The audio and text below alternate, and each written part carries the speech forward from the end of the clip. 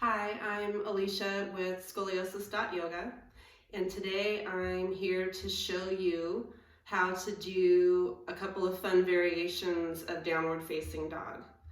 Now, for those that aren't familiar with down dog or aren't quite sure how to perform it, I'm going to demonstrate it as you would do it in the middle of your mat in the middle of class or your living room. And then I'm going to show a couple of fun variations, one using my rope wall and another using a door. Now the rope wall example is just for fun. Obviously, most of us don't have a yoga ropes wall. And then using it on the door is what I think of as a yoga hack. It's a way to create the same pose without the fancy wall. So right now, I'm gonna do the regular pose.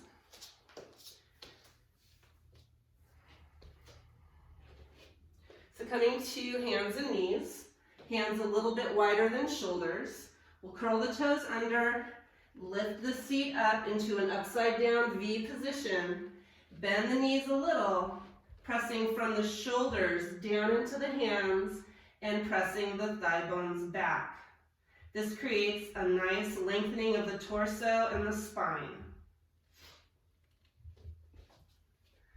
Now, downward facing dog has a lot of benefits.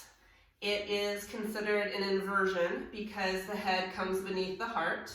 It stretches the backs of the legs, it strengthens the upper body, and as I just mentioned, it lengthens the torso and the spine, and it can create traction, which for scoliosis is what we're looking for. So, a couple of contraindications. If you have glaucoma, or any kind of a condition where you don't want a lot of pressure in your face or in your eyes, downward dog's probably not for you. So make sure you check with your doctor.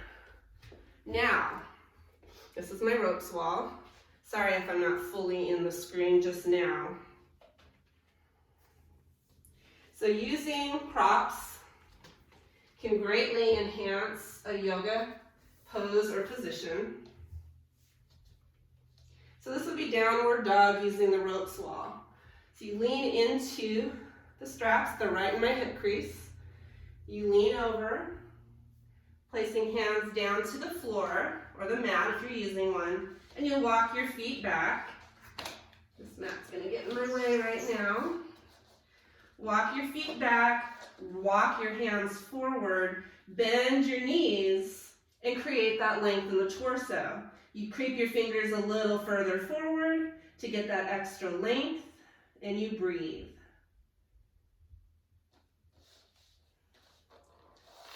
So that's fun on the wall.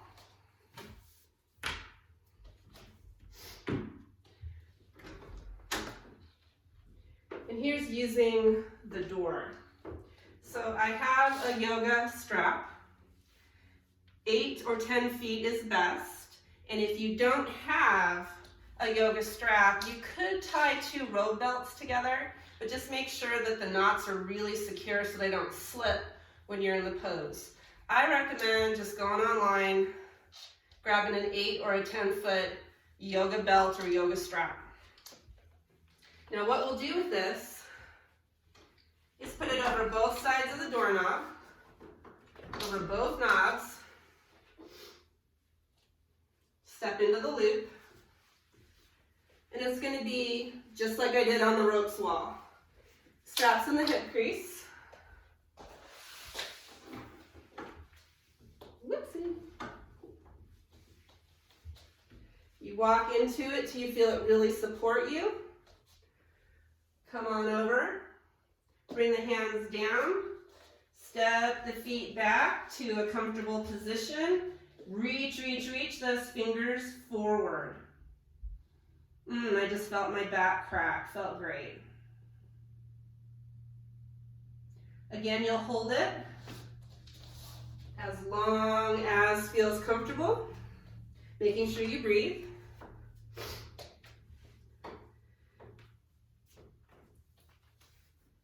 And those are fun variations of your normal downward facing dog. Now, if you have a thoracic scoliosis, and when you reach out, you feel like one shoulder's higher, therefore making one arm higher, you can use a yoga block. An example would be whether you're on the wall, the door, or in the middle of the room.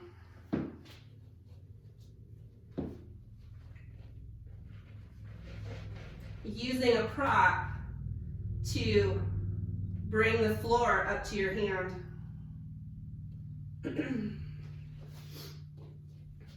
So that's downward facing dog.